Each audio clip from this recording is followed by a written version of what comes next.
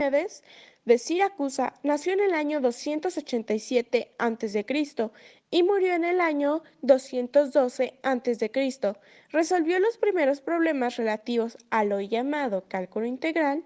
En particular, halló el centro de gravedad de un paralelogramo, un triángulo y un trapecio, y de un segmento de parábola. Calculó el área de un segmento de parábola cortado por una cuerda. Demostró que la superficie de una esfera es 4 veces la de un círculo máximo.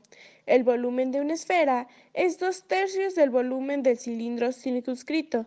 La superficie de una esfera es 2/3 de la superficie de este cilindro, incluyendo sus bases. Resolvió el problema de cómo intersectar una esfera con un plano, de forma de obtener una proporción dada entre los volúmenes resultantes. Ahora tenemos a Jonas Kepler, de 1571 a 1630. Este fue un astrónomo y un matemático alemán, que su primera aportación como tal que se tiene registrada es un método que consistía en determinar como sumas de líneas las áreas de cualquier figura. Este principalmente o fue uno de los pioneros en dar prueba de cómo funcionaban los logaritmos en 1624. También ideó un método para encontrar volúmenes de sólidos de revolución que se pueden verse como factores, que contribuyen al desarrollo del cálculo principalmente. René Descartes nace el 31 de marzo de 1596 en Francia y muere el 11 de febrero de 1650 en Suecia. Aportes al cálculo.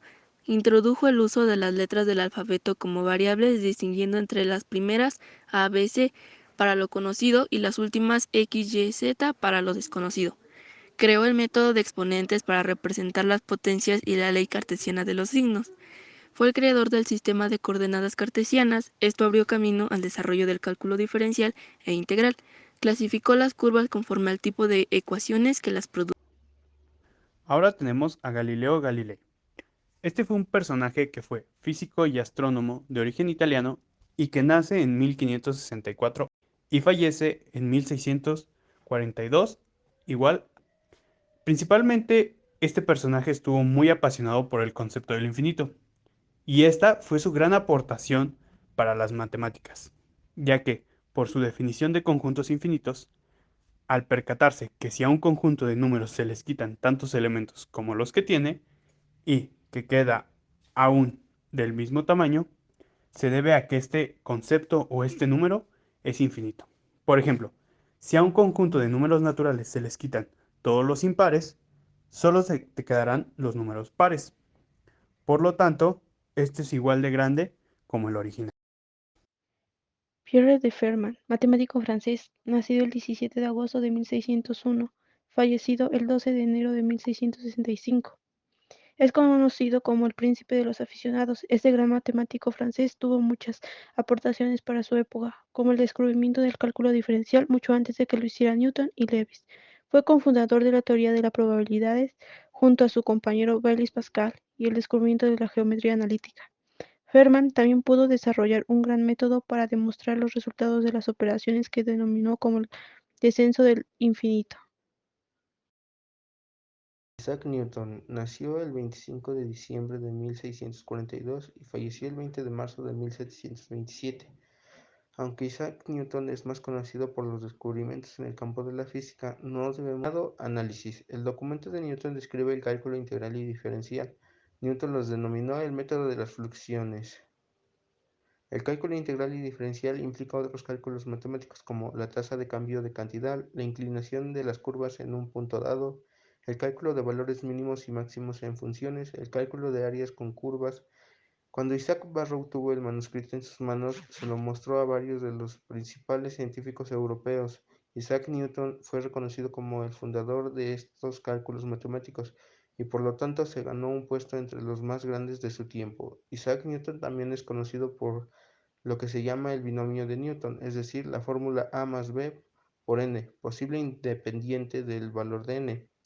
La historia cuenta que cuando Isaac Barrow se jubiló, este recomendó la contratación de Newton en el Trinity College de Cambridge como un nuevo profesor de matemáticas. Newton y la universidad aceptaron. El matemático dio su primera clase de matemáticas en óptica, una de sus más grandes pasiones.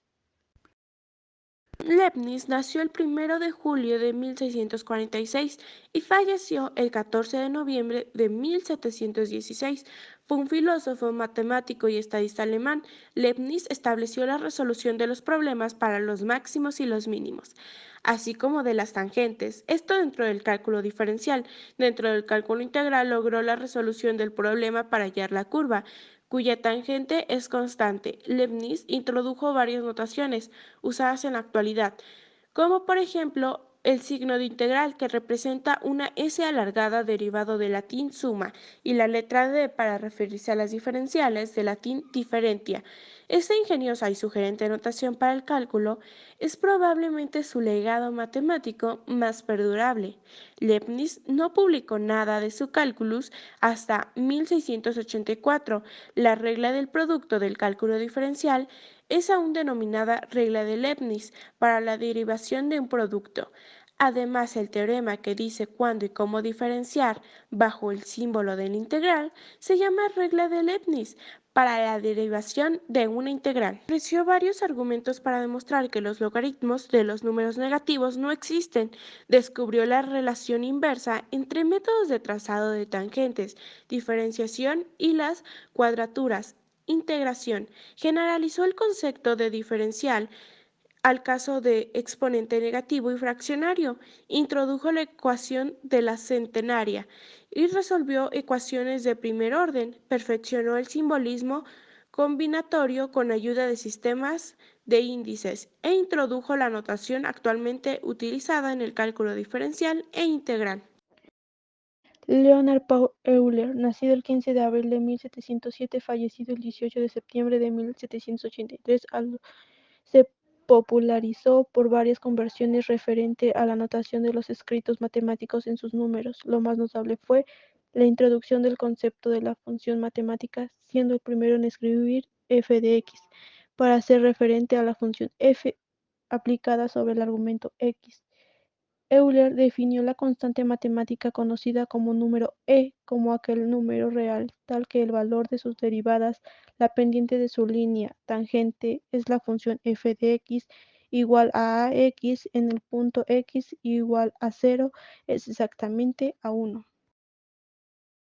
Carl Gauss nace el 30 de abril de 1777 en Brunswick y muere el 23 de febrero de 1855 en Gotinga. Aportes al cálculo. Teoría de los números. Método general para la resolución de las ecuaciones binomias. Ley de reciprocidad y la frecuencia de los números primos. Ley de mínimos cuadrados y funciones elípticas. Demostró que los números se podían representar mediante puntos en un plano. Teorema fundamental del álgebra que afirma que toda ecuación algebraica tiene una raíz de la forma a más b, donde a y b son números reales e i es la unidad imaginaria. Campana de Gauss, representación gráfica de una distribución estadística vinculada a una variable, y esta tiene la forma de una campana, por ello el nombre. Esta muestra cómo se distribuye la probabilidad de una variable continua. Henry Leon Lebesgue nació el 28 de junio de 1875 y falleció el 26 de julio de 1941. Lebesgue es fundamentalmente conocido por sus aportes a la teoría de la medida y de la integral, a partir de trabajos de otros matemáticos como Émile Borel y Camille Jordan. Lebesgue realizó importantes contribuciones a la teoría de la medida en 1901. Al año siguiente, en su tesis Integral longitud área presentada en la Universidad de Nancy, definió la integral de Lebesgue, que generaliza la noción de la integral de Riemann extendiendo el concepto de área bajo la curva para incluir funciones discontinuas. Este es uno de los logros del análisis moderno que expande el alcance del análisis de Fourier. A partir de 1910 no se concentró más que en el área de estudio que él había iniciado, debido a que su trabajo era una generalización y él era temeroso de las mismas. En sus palabras, reducía a teorías generales, las matemáticas serían una forma hermosa sin contenido.